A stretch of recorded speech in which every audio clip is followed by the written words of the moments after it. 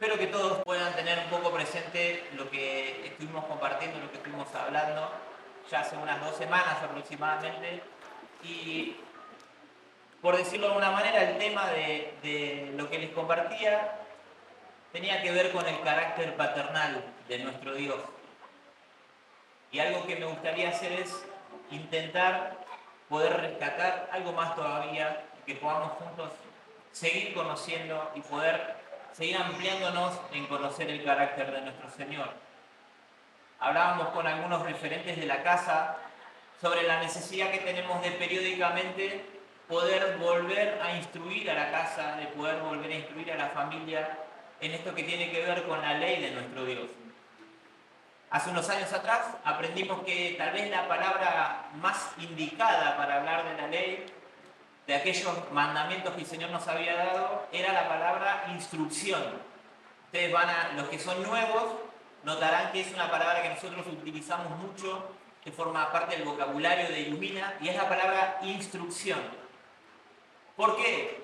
Primero y principal, porque durante muchos años la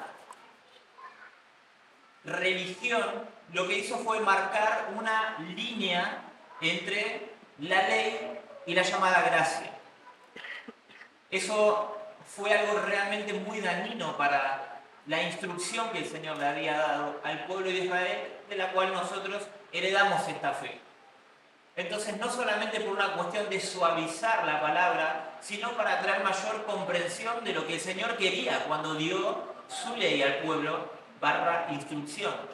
El Señor le dio instrucciones de vida, le dijo de qué manera debía administrarse una nación, de qué manera debían ellos conducirse en términos de la ley para el pueblo, el sacerdocio, ¿sí? Lo comunitario, básicamente, para con el resto de las naciones. Cómo ellos debían conducirse, cómo debían manejarse cuando se insertaban o había gente que quería ser parte de ellos. De alguna manera, la palabra ley, después de la reforma luterana, comenzó a tener un carácter negativo. La ley se veía como algo que cada vez que alguien hablaba de la ley de Dios parecía que estábamos hablando de volver a una situación de pecado. Y nada más alejado que eso. Entonces me gustaría, y como les dije, con varios de los referentes de esta casa, estábamos viendo la necesidad de tener que volver sobre estos temas, si bien cada tema que nosotros hablamos y compartimos está trazado, ¿sí?, por el entendimiento de lo que el Señor demanda de nosotros. Primero y principal, tenemos que entender qué es lo que Dios espera de nosotros. Y lo primero que creo que sería bueno para nosotros entender es de qué clase de Dios nosotros estamos hablando. Porque cuando nosotros solamente nos enfocamos en tratar de entender la instrucción y separamos la instrucción del corazón de Dios, podemos cometer graves errores. Y que de hecho fue el problema de los fariseos. Todas esas situaciones que ustedes ven en el Nuevo Testamento, en los Evangelios, del Maestro hablando con los fariseos, eran justamente las situaciones que llevaron a estos hombres a separar completamente el carácter paternal de Dios y la instrucción que le había dado a su pueblo. Así que me gustaría que podamos volver sobre este tema un poco más. ¿Me acompañan, les parece? Me gustaría que podamos buscar el libro de Jeremías. Lo que eran llamados los no cristianos, o que ese nombre no se utilizaba, pero eran los del camino que se les llamaba, por unas cuestiones netamente políticas, buscaron ir despegándose o separándose de lo que en aquel momento eran los judíos que vivían en Jerusalén. No nos vamos a meter en tantas cuestiones históricas, pero para poder entender cómo surge esta teología que durante años separó la llamada ley de Dios de la gracia de Dios. El sábado anterior, cuando hablábamos sobre este tema, reflexionábamos sobre el hecho de que nuestro Padre, aquellos que han llamado gracia en este nuevo pacto, se manifestó durante toda la historia a través de su misericordia. Podíamos ver cómo el pueblo de Israel había cometido, por decir así, la transgresión de las instrucciones o la transgresión de la ley durante 490 años. ¿Recuerdan ese episodio? Recuerdan que era por ese error o por esa transgresión durante tantos años el Señor los manda ¿a dónde? Al exilio babilónico. ¿Recuerdan? Estuvimos hablando de Daniel. Daniel en Babilonia levanta esta profecía de Jeremías donde les explica por qué. Ustedes van a ir 70 años a Babilonia por cada año que no dejaron descansar la tierra. Y cuando vos sacas la cuenta, te das cuenta que 70 por 7 da 490. Durante 490 años el pueblo de Israel no había guardado la ley en este aspecto. Era solamente uno de los tantos mandamientos que el pueblo de Israel no había guardado. Solamente por mencionarte alguno más, creo que si lo tengo por acá. Por ejemplo, dice que en Reyes, capítulo 18, 4, no lo busquen solamente como una reseña, dice que cuando el rey Ezequías intenta restaurar otra vez el templo, intenta restaurar otra vez la casa del Señor, dice que cuando estuvieron ellos reordenando el templo, encontraron, ¿qué cosa? A ver quién lo recuerda. La serpiente de bronce. ¿Cuántos recuerdan la figura de la serpiente de bronce? Es la figura que Moisés construyó, dice, en el desierto, cuando las serpientes estaban, ¿sí?, que mordían a los israelitas en el desierto, dice que morían, pero si ellos miraban la serpiente, ellos eran sanados. A esa serpiente, que el Señor mismo le había mandado a Moisés a construir, los israelitas no tuvieron mejor idea que prenderle incienso durante 200 años. ¿Escuchaste bien? Porque desde la construcción en el desierto, junto con Moisés, hasta el reinado de Ezequías pasaron 200 años. 200 años más del pueblo de Israel cometiendo el pecado de idolatría a otros dioses, que él no les había mandado. Ezequías, cuando restaura el tabernáculo, el servicio, el sacerdocio, encuentra esto y la manda claramente a destruir. Los mismos sacerdotes que estaban dentro del servicio del templo de continuo, eran ellos mismos los que habían establecido el prenderle incienso a esta imagen. Ahí tenés otro ejemplo de cómo el pueblo de Israel durante 200 años transgredió la ley en este aspecto. Más los 490 de no guardar la tierra un año cada 7 años. Más paciencia todavía para el Señor de no ejecutar, de no traer juicio. Otro caso más es, por ejemplo, el año del jubileo. Hace un tiempo atrás hablábamos con Keren, ella hizo un estudio muy profundo del año del jubileo. Algún día lo compartirá, ¿sí? Esperamos el día, los motivos después a que se acerquen y puedan decirle, Keren, ¿cuándo nos vas a hablar del año del jubileo? El año del jubileo era un año que se celebraba una vez cada 50 años, o mejor dicho, 49, el año siguiente se celebraba, o debía celebrarse.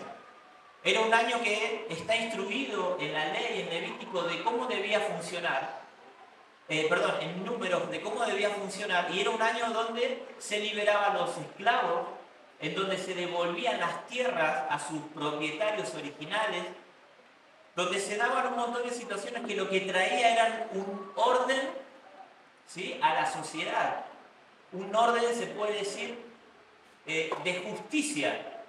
Entonces, no solamente eso, imagínate, porque yo reflexioné mucho sobre esto y digo, o sea que si me iban a tener que devolver la tierra, o sea, vender un terreno 2 o 3 años antes del año del jubileo era un negocio. ¿Te podés imaginar? De hecho, eso sucedía, y previendo eso, está escrito la manera en la que debería funcionar. El Señor nos había instruido en que, supóngase que vos le vendías un terreno a alguien, la tierra, el valor que tenía para una nación agrícola como ella, lo importante eran las cosechas que se podían obtener. Entonces, cuando uno vendía terrenos o tierras cercanos al año del jubileo, la gente tenía que tener en cuenta el valor de la tierra en función de las cosechas que iba a poder obtener, hasta que se la devolviera a su dueño. Bueno, todo un sistema, no importa, ¿se me entendieron? Todo un sistema que es muy interesante, de cómo el Señor traía orden en cuanto a lo social una vez cada 50 años, donde esperaba que su pueblo tuviera este corazón de poder devolver, de que los esclavos puedan ser liberados, donde ellos tenían ahí la oportunidad de elegir quedarse o no con sus amos. Toda una riqueza en cuanto al orden social que el pueblo de Israel, dicen los historiadores, que no existe registro histórico de que alguna vez se haya cumplido. Escuchaste bien.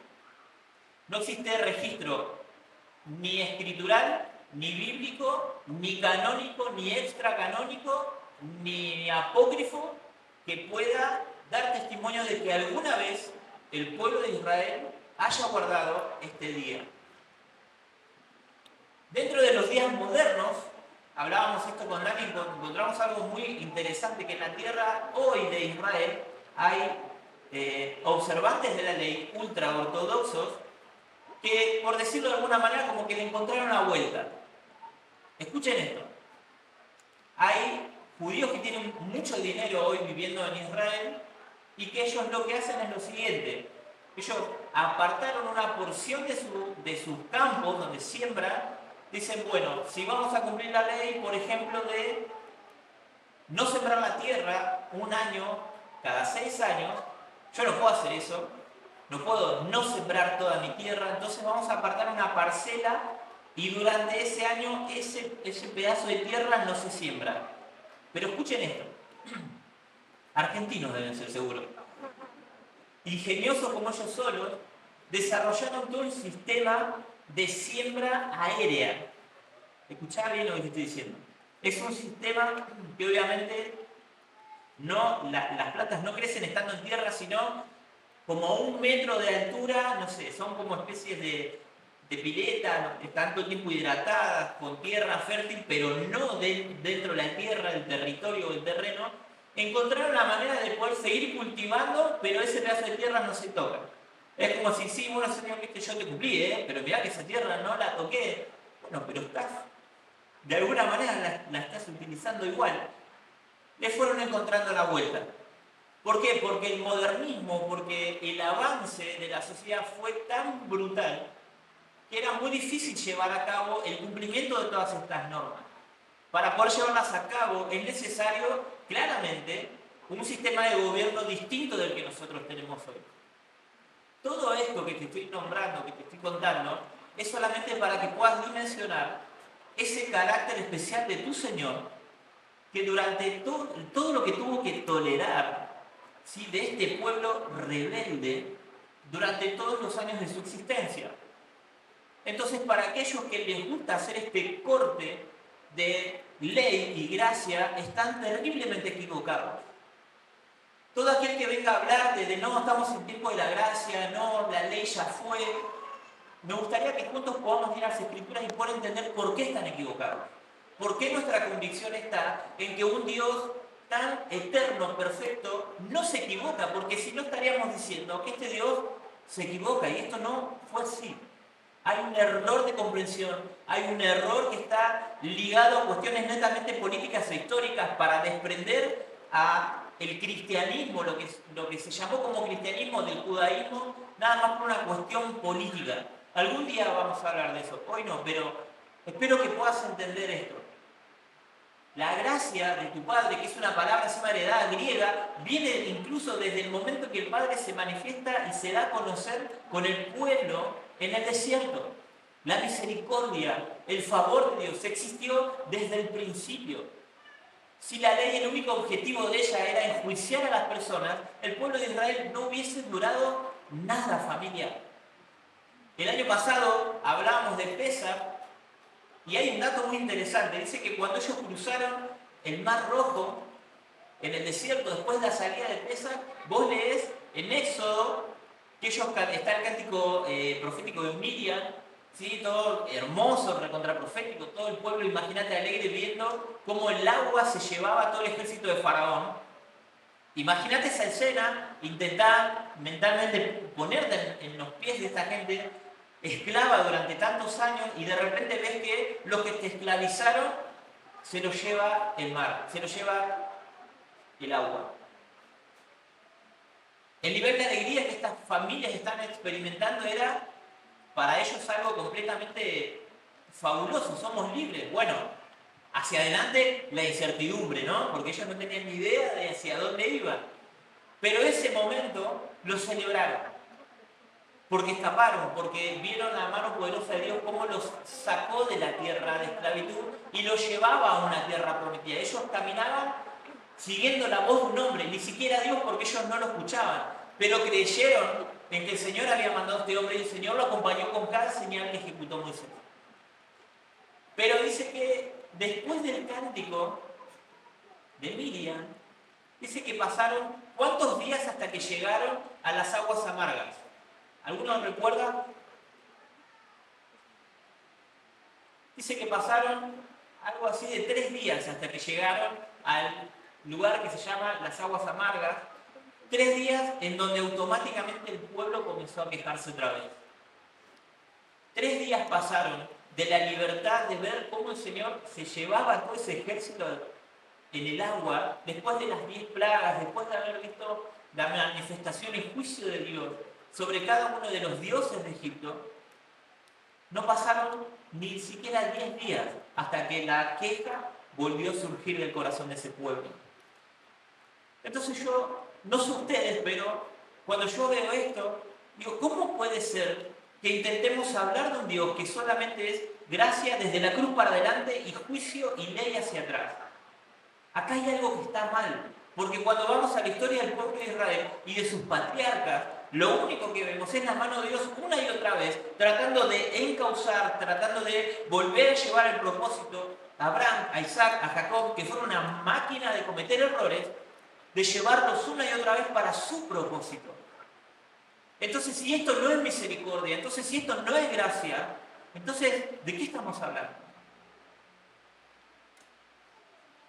Vamos a Jeremías, así podemos entender un poco más. Jeremías 31, 31.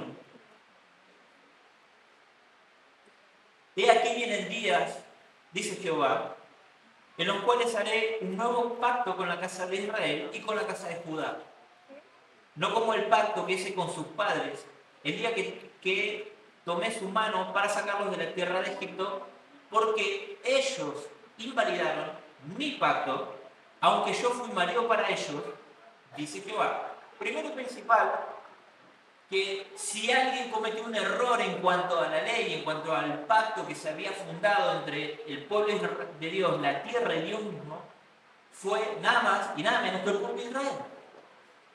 Esto ya lo que nos permite ver es que no había nada de malo en el pacto. El pacto en sí no era el error, el error lo tenían los hombres. Y ahora vamos a ver por qué. Versículo 33. Pero este es el pacto que haré con la casa de Israel después de aquellos días, dice Jehová. Escuchen esto. Daré mi ley en su mente y la escribiré en su corazón, y yo seré a ellos por Dios, y ellos me serán por pueblo. El pacto de Dios nuevo, la renovación del pacto que se había caído, que el mismo pueblo de Israel había dejado caer o que había invalidado, era haciendo el Señor ¿qué cosa? Levantándolo y poniéndolo en el corazón y en la mente de las personas. Dios no dijo, bueno, listo, evidentemente la instrucción no funcionó, de ahora en más, el nuevo pacto es que la gente haga lo que quiera, total ahora, nada me molesta, nada está mal delante de mis ojos, soy santo, pero me banco cualquier cosa, total hay uno que murió, y no importa cuánto erres, no importa cuánto falles, no importa cuán en poco tomes ese sacrificio, total ahora soy un Dios bondadoso, ahora soy un Dios de gracia que todo lo tolera. Eso no fue lo que el Señor dijo. El Señor lo que estaba diciendo acá es, cuando llegue ese día, el profeta hablando de la renovación del pacto en la sangre y tras un nuevo legislador, es que esa ley iba a ser puesta en la mente y en el corazón. Esa ley a la cual ellos se resistían a cumplir, esa ley que les generaba dificultades para claramente poder cumplirlas, porque en ellos estaba el pecado al igual que en nosotros, de repente esa ley ya no iba a ser, como quien dice, difícil para ellos. Ya no iba a ser gravoso intentar cumplir esa ley, porque dice que Él la iba a poner en el corazón y en la mente. Por lo tanto, esa ley que el Señor iba a levantar, esa instrucción, ese pacto caído, ahora debería ser para nosotros algo que nosotros debiéramos disfrutar de poder hacer. Los mandamientos de nuestro Señor no deberían ser gravosos para nosotros. Si hay alguien acá que a esto le resulta ultra complicado, si le resulta difícil en el sentido de buscar a Dios, de poder oír la voz de su Espíritu para vivir una vida conforme a la que hemos sido llamados, tenemos un problema. Porque el problema no está en instrucción, el problema no está en el mandamiento, el problema está en aquel que lo recibe. Este mandamiento que el Señor que levanta este pacto caído, lo único que cambió de ese primer pacto a este primer pacto fueron dos factores fundamentales. En donde iba a quedar asentado y el legislador de por medio. Porque dice que cuando lo hizo con Moisés, él las escribió en tablas ¿de qué? De piedra. Moisés las rompe y las tiene que volver a escribir. Pero dice que cuando llegue ese día, a través del profeta Jeremías, dice que él iba a escribir su ley, ¿en dónde? En la mente y en el corazón. ¿Por qué en la mente y en el corazón? Para entenderla y para amarla. Solamente a través y a la luz de este pasaje es que podemos entender por qué Dios amaba tanto a David. Porque cuando vamos a su historia, lo único que vemos es otra persona, igual que vos, igual que yo, que no dejó de cometer errores, pero era un hombre que amaba la ley del Señor. Entonces yo cuando hablo con estas personas que intentan partir al medio, ley sí, ley no, ahora gracia, yo me pregunto entonces, ¿por qué el Señor busca a hombres que tengan el corazón que tuvo David? No, busca el corazón de David, que era todo romántico así, con las canciones re lindas, pero no le interesa para nada la ley. Cuando nosotros entendemos la figura del maestro, entendemos por qué es importante. ¿Por qué es importante la ley? ¿Por qué es importante la instrucción?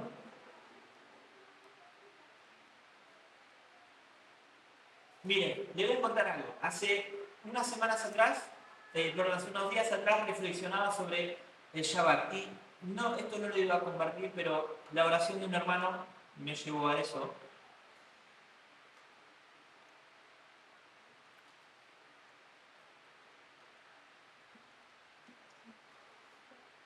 Hablaba con mi esposa y ella me compartió algo respecto a los días en los que estamos, muy a tiempo, muy particulares.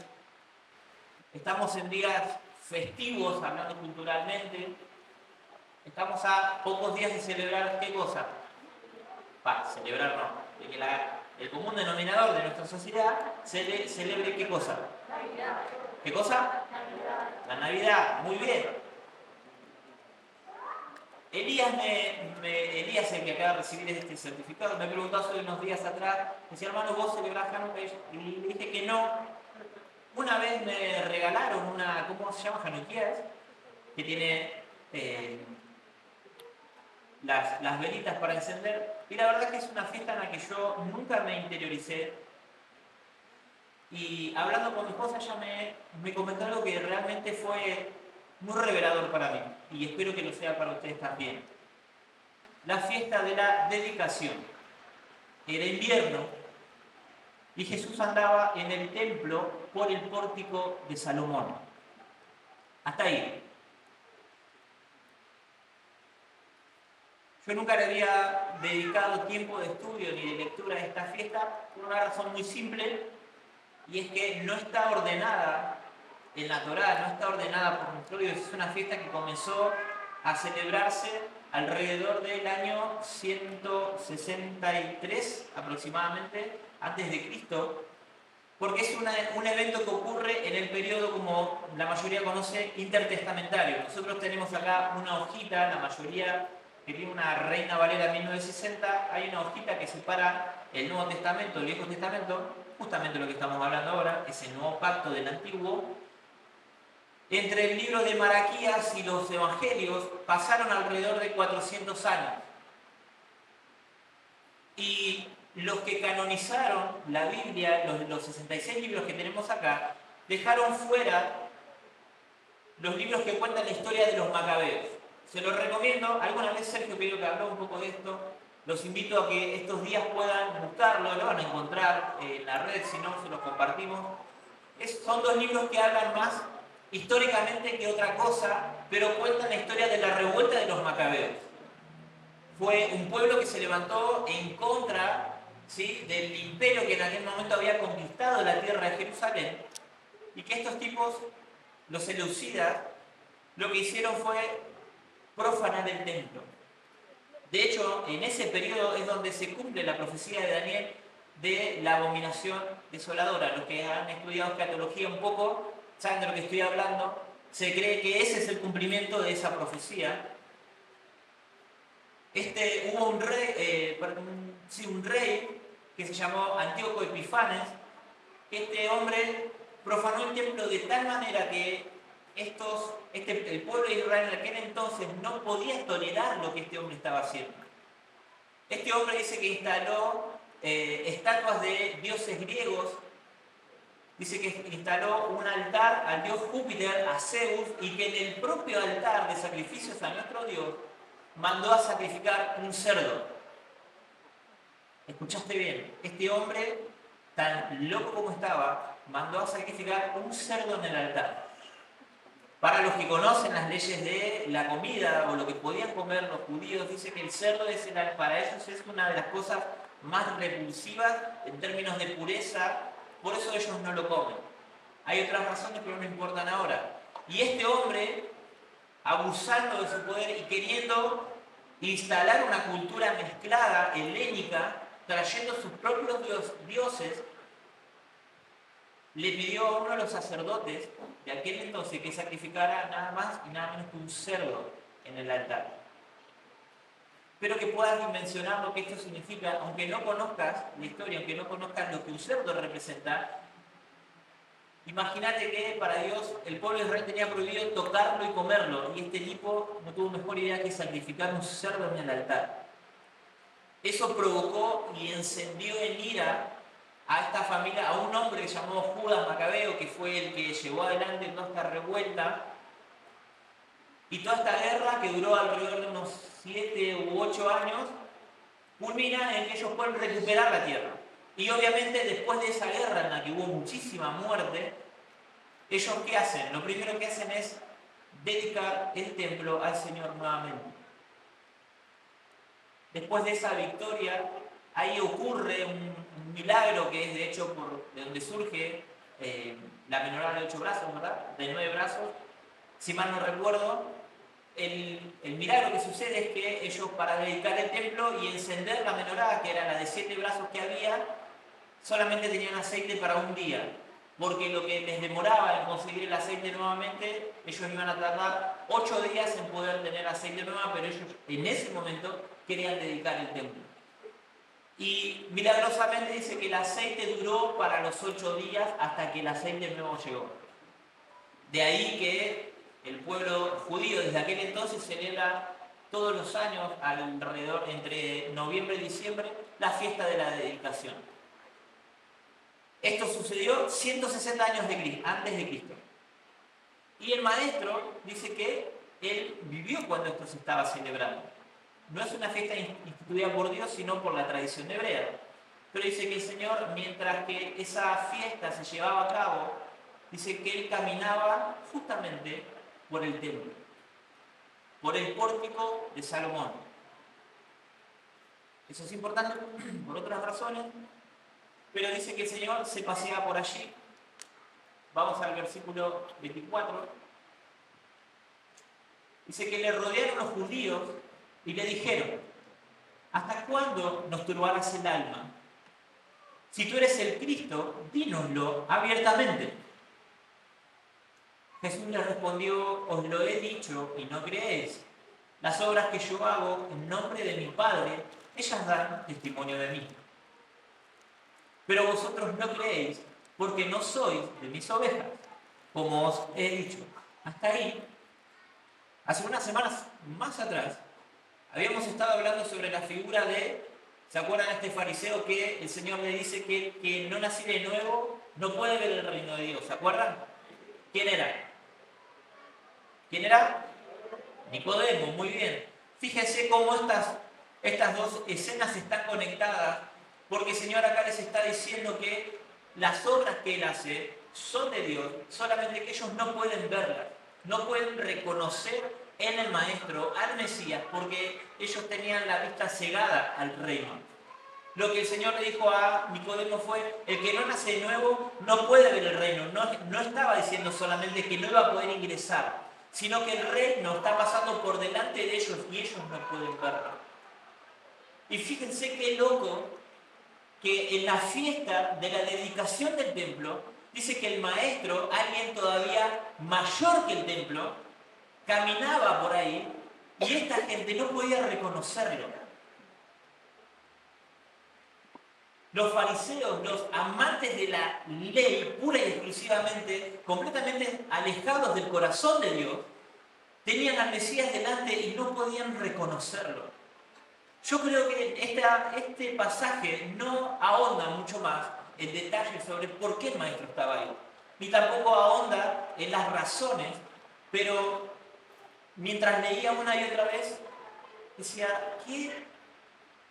Porque el maestro no hacía nada al azar. Cuando lees los evangelios te das cuenta que en cada lugar que estuvo, cada frase que dijo, cada confrontación que tuvo con los fariseos, con los saduceos, nada de lo que el maestro dijo fue al azar. Nada fue al azar. Entonces yo reflexionaba sobre esto y hablábamos con Daniel. ¿Cómo? Claro, el maestro está caminando por el pórtico de Salomón, que invoca la sabiduría del pueblo, delante de los fariseos que estaban de fiesta, celebrando que el templo había sido rededicado al Señor y tenían a uno mayor que eso y no lo podían ver. ¿Y por qué digo mayor que el templo? Porque ahora vamos a ver que eso fue algo que el Señor mismo lo mencionó. Ahora sí vamos a Mateo capítulo 12. Perdón por tantos pasajes, pero creo que son tan necesarios. Ahora van a ver cómo las cosas se empiezan a conectar. En aquel tiempo iba Jesús por los sembrados en un día de ¿qué? De reposo. ¿Un qué? Un Shabbat. Y sus discípulos tuvieron hambre y comenzaron a arrancar espigas y a comer. Claramente algo prohibido en Shabbat. Viéndolo los fariseos, le dijeron, he aquí tus discípulos hacen lo que no es lícito hacer en el día de reposo. Pero él les dijo, ¿no habéis leído lo que hizo David cuando él y los que con él estaban tuvieron hambre? ¿Cómo entró en la casa de Dios y comió los panes de la proposición que no les era lícito comer ni a él ni a los que con él estaban, sino solamente a los sacerdotes? Hasta ahí. El Señor les está citando un hecho que cometió David juntamente con su ejército. Dice que venían de una guerra, estaban cansados, tenían hambre. Y David, siendo el rey, no tiene mejor idea que entrar al templo y comer los panes de la proposición. Panes que eran dedicados pura y exclusivamente, eran el alimento de los sacerdotes. Un pan que era dedicado al Padre y que se cambiaba en cada día de reposo. Ese pan no lo podía comer nadie, no era que vos podías entrar al templo y decir, che, sacerdote, ¿me tirás una gasa de pan? Que tengo hambre. Te degollaban si llegabas a tocar eso. Pero dice que David, junto con su soldado, el tipo ingresó y le dijo, danos algo de comer, y lo único que tenían era ese pan. Obviamente, los sacerdotes, respondiendo a la autoridad del rey, le dieron de comer ese pan. Pero dice el maestro que era sin culpa. Dios no enjuició a David por ese error. Dice que era sin culpa. Sigamos. ¿O no habéis leído en la ley cómo en día de reposo los sacerdotes en el templo profanan el día de reposo y son sin culpa? Esto es otra situación que en la ley ustedes van a poder observar, que existe como un recaudo legal para que los sacerdotes ofrezcan sacrificios en el día de reposo, pero se están como superponiendo dos leyes. La ley de no hacer nada en el día de reposo y la ley de ofrecer sacrificios diariamente. Para los que tienen un poco de ley, se darán cuenta que ahí se está solapando una ley con la otra, y el padre lo que le dice es, bueno, para que eso se pueda cumplir, tanto la una como la otra, tiene que hacer un sacrificio extra y pedir perdón por profanar una ley que yo les estoy mandando a cumplir. Eso es lo que básicamente pasaba y que es a lo que el Señor alude con sus palabras. Y acá la frase importante. Pues os digo que uno mayor que el templo está aquí. Estas palabras del maestro a mí me volaron en la cabeza. Y el versículo siguiente dice, si supieses qué significa misericordia quiere y no sacrificio, no condenarías a los inocentes, porque el Hijo del Hombre es Señor del día de reposo. Tremenda, tremenda la paliza que le daba a estos tipos cada vez que lo encontraba. Y cuando me puse a profundizar un poco sobre esto, dije, acá hay algo que tiene que ver. Y fíjense que el día de reposo, el día en el que nosotros estamos hoy, buscando el rostro del Señor, tratando de conectar con Él, fue algo de la ley, una de las razones que más los profetas le reclamaron al pueblo que no cumplían.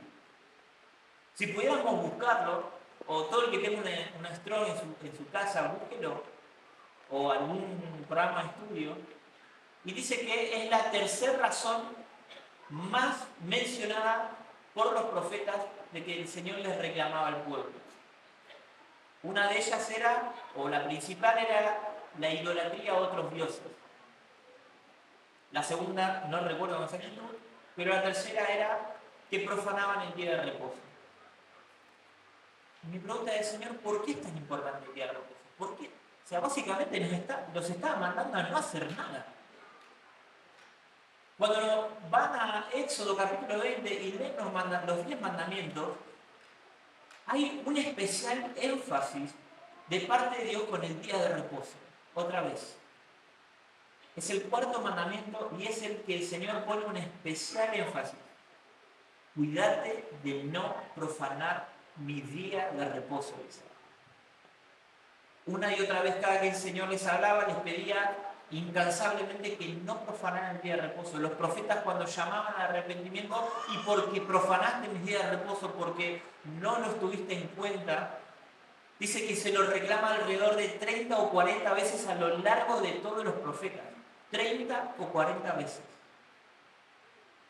Entonces cuando yo leo esto digo, Señor, ¿por qué es tan importante?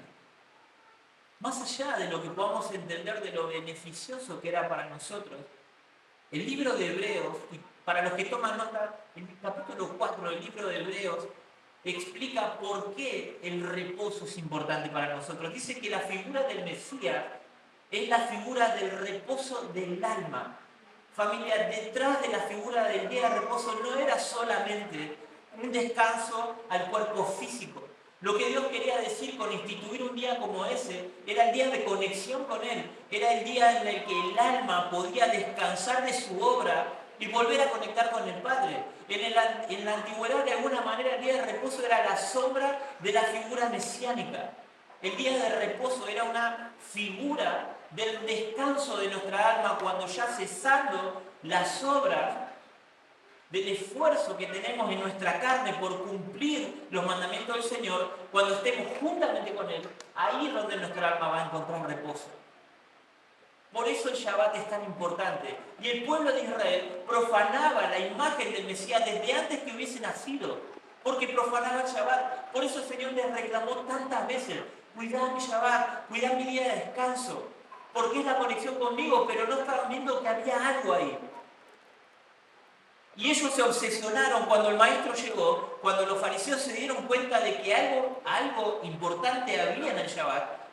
Dice que a la gente una y otra vez le decían, no hagas esto, no hagas aquello, no hagas esto en Shabbat, no camines más de, 4 codos, o no podías mover más peso de la distancia del altar, todo un montón de regulaciones que lo único que hacían era poner más ley sobre la ley, pero no entendían por qué. Y el maestro les deja en claro, acá yo, uno mayor que el templo está, el Señor del Shabbat está acá, y ustedes tienen que entender que el objetivo del Shabbat era la conexión con Dios, era que ellos pudieran entender eso, que el Shabbat tiene que ver con Él, con la búsqueda de su rostro, no solamente para el descanso del cuerpo. Por eso es tan importante para él este día. Y la iglesia no tuvo mejor idea, no tuvieron mejor idea que pasar el del día del Shabbat al domingo, al día del sol, del dios romano. No entendieron lo que significaba el día de reposo, no entendieron la figura, el descanso de tu alma. Llegará el día que puedas estar con Él, cuando estemos juntos con Él. Ahí verdaderamente, ahí realmente nuestra alma va a encontrar el descanso. ¿Por qué? Porque Él es el Señor del Shabbat, porque Él es el que nos va a dar descanso de esta guerra constante entre la ley del pecado que está en nuestra carne y la ley del Espíritu, y no la ley contra la ley que está escrita. Nuestra lucha de ley de pecado no es contra la ley que escribió el Señor, porque esa no es la ley de pecado.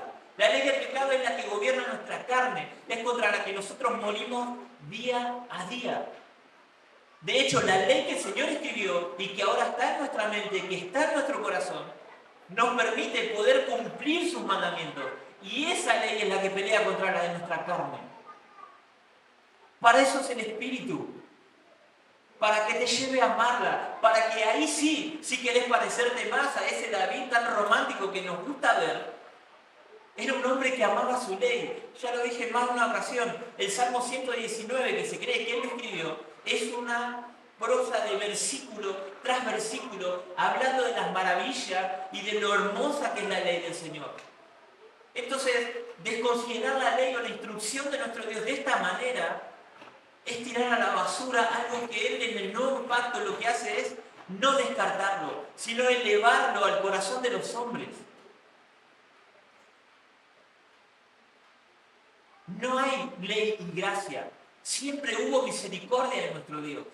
Lo que la gente no entendió, lo que el cristianismo tradicional no entendió, fue la misericordia, el corazón, el carácter de nuestro Padre. Había otras razones por las cuales desprendernos de la instrucción, por las cuales desprendernos de la ley.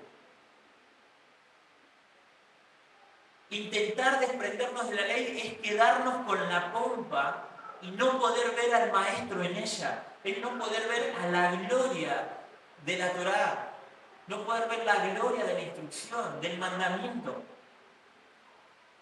Terminaríamos siendo como los fariseos que nos quedamos con la dedicación del templo, con la fiesta maravillosa de recordar lo que años tras años se hizo y lo bueno que es, y volvemos a encender las velas, pero uno más grande que el templo camina delante de nosotros y no lo vemos.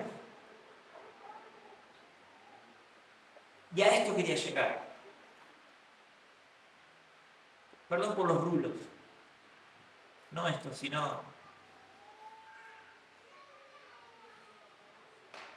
Estamos en días festivos.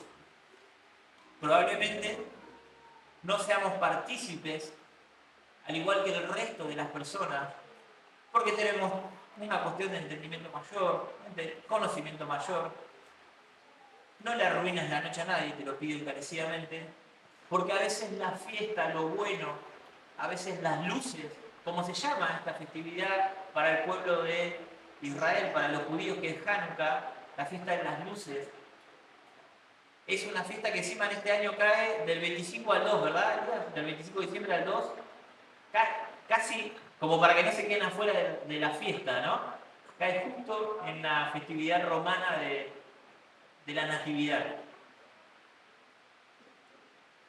Y muchas veces nosotros nos perdemos en las luces. Nos perdemos en lo bueno que está sucediendo. Nos perdemos en lo que muchas veces Sergio nos ha hablado, incluso de nuestro Señor, que tiene que ver con la gloria que nos rodea. Y nos perdemos de lo clave, de lo importante. Y que es su esencia, que es el mismo.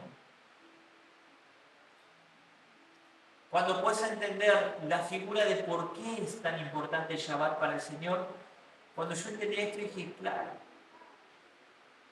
por eso era tan importante. Por eso el Señor reclamó tantas veces a ese pueblo, profanaste mi Shabbat, no lo guardaste. De alguna manera lo que le estaba diciendo es, no te hiciste el tiempo para estar conmigo. no apartaste tiempo de tu semana, y si yo no lo pusiera en un mandamiento, ni siquiera lo harías una vez cada tanto. Si no fuera un mandamiento, probablemente el pueblo de Israel nunca hubiese separado un tiempo para buscar a su Señor. Entonces lo que tenemos acá, familia, es un Señor que es mayor que Shabbat, que es mayor, que Él es el día del día de reposo, Él es el Señor del día de reposo. Y Él es la gloria de la ley.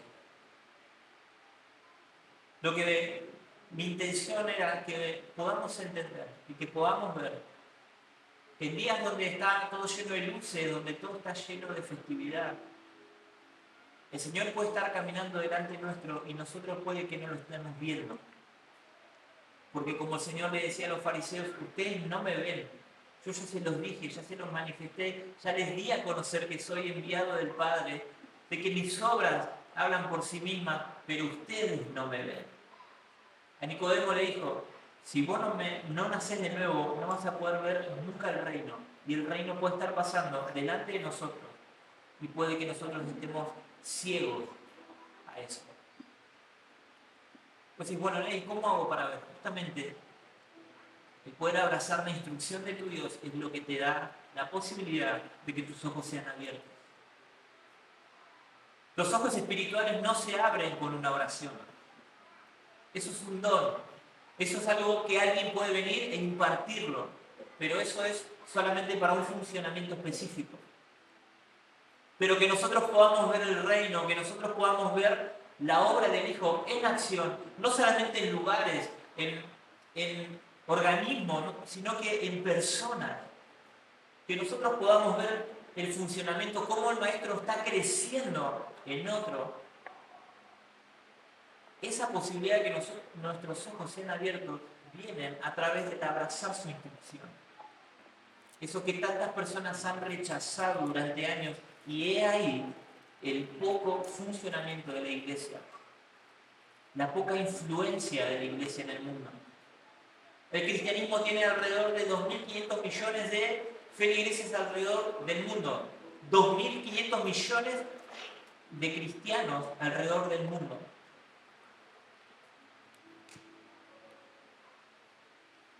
Existen alrededor de 200 y algo de naciones declaradas en el mundo actual. Si hiciéramos una cuenta muy rápida y dividiéramos los 2.500 millones de cristianos alrededor de estas 200 naciones, el número que te da es exorbitante en cantidad de cristianos por números de habitantes. Haciendo esa relación, si estos cristianos fueran realmente influyentes, realmente manifestaran el reino, pusieran en práctica las leyes del reino, la instrucción de nuestro Dios, las naciones deberían ser completamente otras.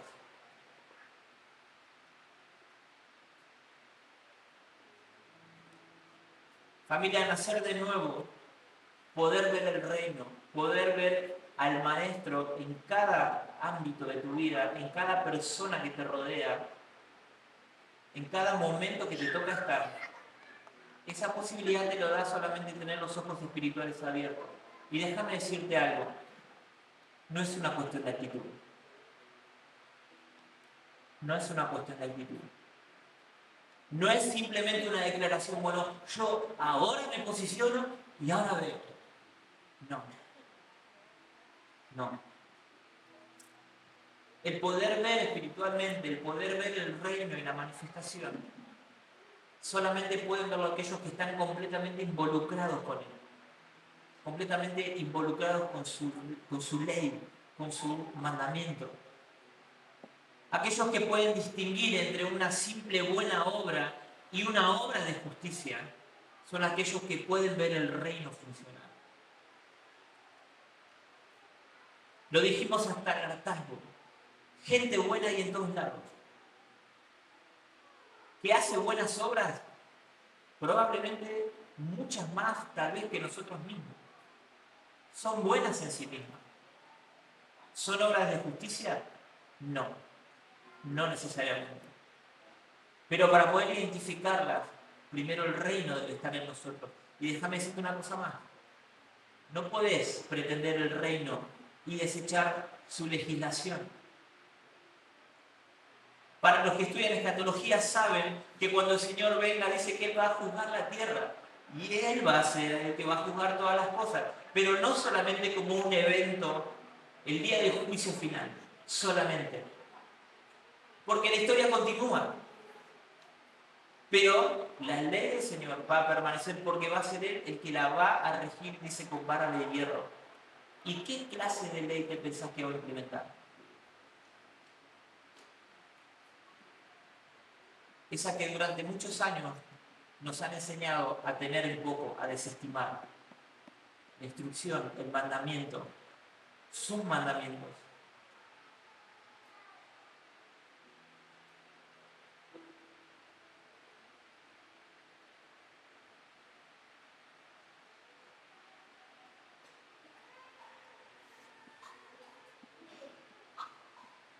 Francamente me gustaría poder decirte,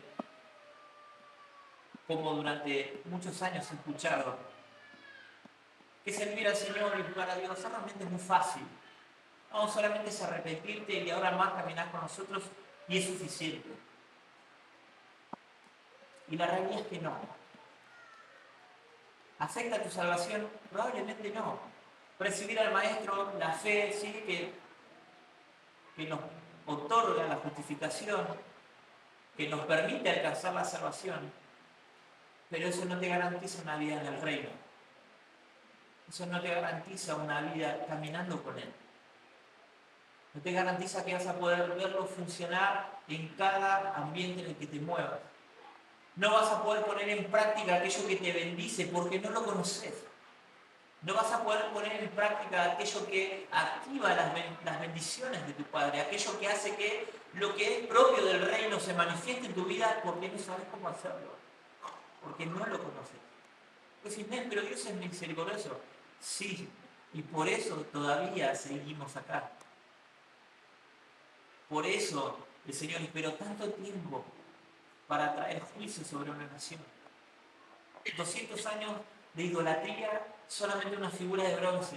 490 años de no guardar la tierra. Nunca hubo registro de que guardaran la ley en cuanto a... se me fue el nombre. El jubileo. La paciencia, el esperarlos, el enviar hombres de Dios, los jueces. La historia de cada juez tratando de llevar el corazón del pueblo a Dios y una y otra vez este pueblo desviándose. ¿Querés ver la gracia de Dios? No la vas a encontrar solamente en los evangelios para adelante. La gracia de nuestro Padre se manifestó desde el principio. Desde el momento en que planificó el día del nacimiento del Mesías para la redención de toda la humanidad, desde ese preciso momento, la gracia de nuestro Padre se manifestó a nosotros. No rechaces la ley y la instrucción. No le tengas miedo. No se trata simplemente de cumplir algunas órdenes, algunas cuestiones que están escritas acá. Tienen que ver con conocer al Maestro. Para que no te vuelvas un experto en lo que está escrito y que cuando el Señor pase delante tuyo no lo veas. Para que cuando todo vaya bien y cuando te encuentres celebrando cosas que incluso pueden ser mismo el resultado de caminar con el Señor, tal vez el Señor esté caminando por otro lado y vos no lo estés viendo. Esta es mi palabra para ustedes, familia, hoy.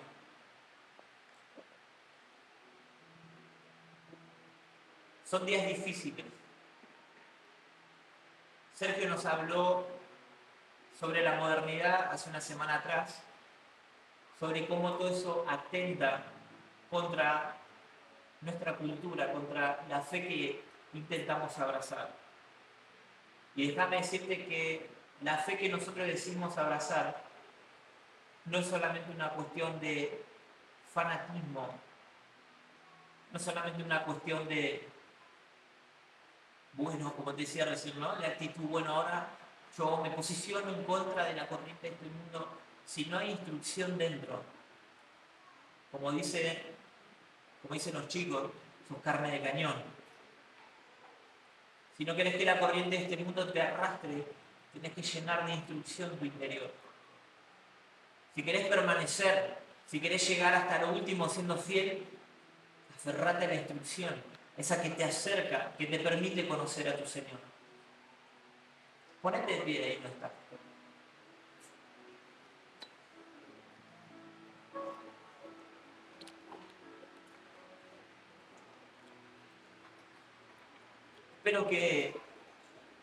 Espero no haberte mareado demasiado. Lo importante hoy es que puedas irte con esto, no solamente con esta idea, porque no es solo una idea. Ideas tienen los filósofos, nosotros tenemos convicciones.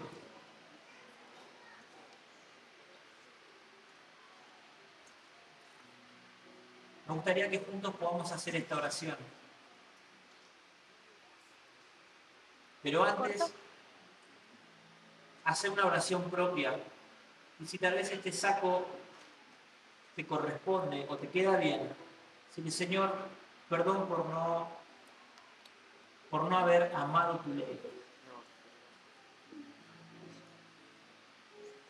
Señor, perdón por no haber tratado de conocerte más, de entenderte. Señor, perdón porque tal vez me esforcé tanto por comprender conceptos que me olvidé de lo importante. Me olvidé de la esencia, me olvidé de lo que había detrás. De cuál era tu intención con eso, Señor, de tu deseo de mantenernos cerca. Señor, perdón porque tomé un poco tus días de reposo, porque pensé que solamente se trataba de no trabajar y no hacer nada, y no pude verlo como esa oportunidad de acercarme a vos. Perdón porque yo en mi casa, Señor, no instruí a mis hijos en este día que es tan especial para vos, que vos determinaste para poder compartir con nosotros, pero no porque no pueda haber otro momento, sino que es la cita, es el momento que vos apartaste, en el que vos esperás, al menos por instrucción o por mandamiento, que tus hijos se acerquen. Porque tal vez soy uno de esos que si no fuera un mandamiento, tal vez nunca me presentaría delante tuyo. Señor, esta casa, esta familia de fe, nosotros hoy queremos decirte y pedirte perdón por no haber abrazado tu ley como debía, por no haber abrazado tus mandamientos, por haber querido los beneficios de ella.